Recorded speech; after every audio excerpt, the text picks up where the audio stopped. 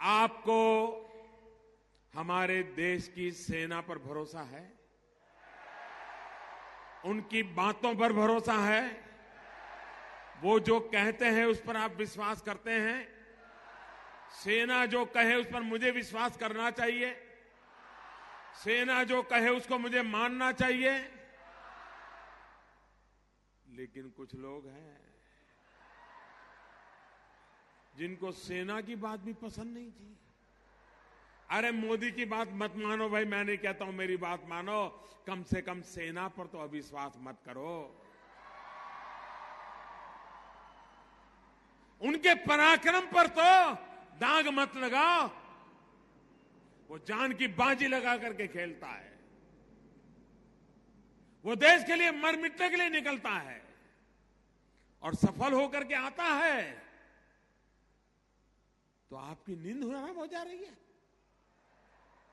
और मान लीजिए ये हमारे सेना के लोग गए थे और मान लीजिए वहां कुछ हमारी योजना के हिसाब से ना हुआ होता और कुछ उल्टा हो गया होता, तो ये लोग क्या करते? क्या करते मुझे बताइए? किसका इस्तीफा मांगते? किसका इस्तीफा मांगते? क्यों भाई?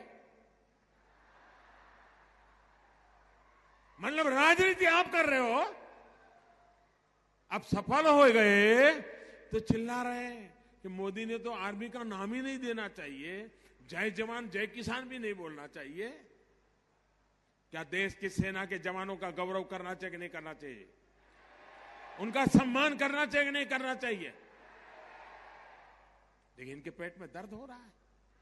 अब ये कहते हैं ये तो चुनाव वाला खेल है। जब सर्जिकल स्ट्राइक हमने पहली बार की तब कहां चुनाव था भाई? ये हमारा सिद्धांत है, हम घर में घुस के मारेंगे।